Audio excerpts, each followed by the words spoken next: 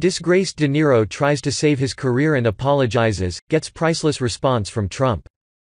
Actor Robert De Niro decided to make an apology for idiotic behavior and President Trump had a priceless response.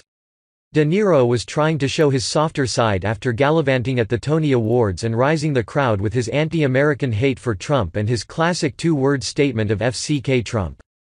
He surely got an ovation from a crowd of millionaire celebrities who suffer low ratings for their award shows year after year. The response from Trump was simple. It was no response. Trump didn't seem to care, and if he heard about it at all, then he likely brushed it off. De Niro's apology wasn't exactly to Trump, but it was against Trump.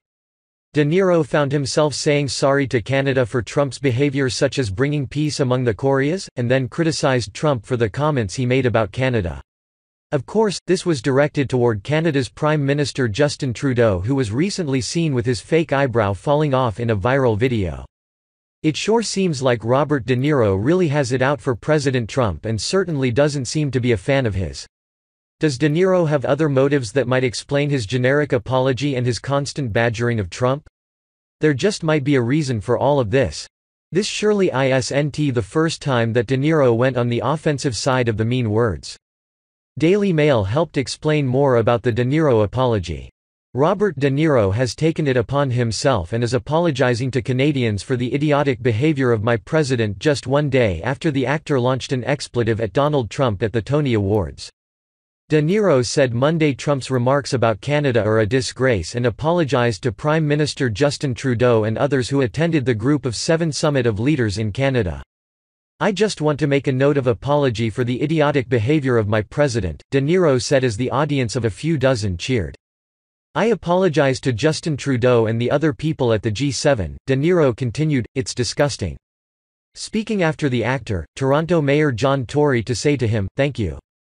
Trump called Trudeau dishonest and weak following the summit on Saturday. Trump advisors also ripped Trudeau, branding him a backstabber. De Niro made his comments at a groundbreaking for a Nobu hotel in Toronto. De Niro co-owns the chain, and the Toronto project will feature a restaurant, hotel and apartments that go for 7 figures.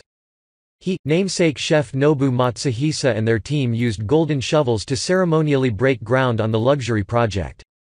At the Tony Awards, De Niro launched an expletive at Trump and pumped his arms like a boxer for emphasis. FK Trump, he told the adoring audience.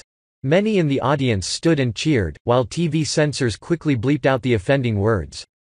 It seems like De Niro was using his distaste for Trump to get himself in the headlines again, because it seems very convenient that he was breaking ground at one of his restaurant, hotel projects.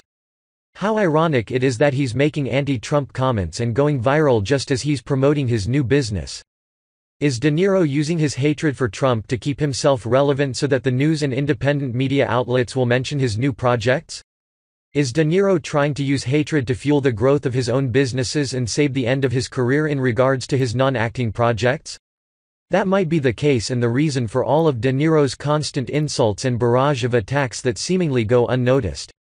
He's like the male version of Rosie O'Donnell in the sense that they both constantly throw insults at President Trump and most of the time it comes out of nowhere and is unwarranted.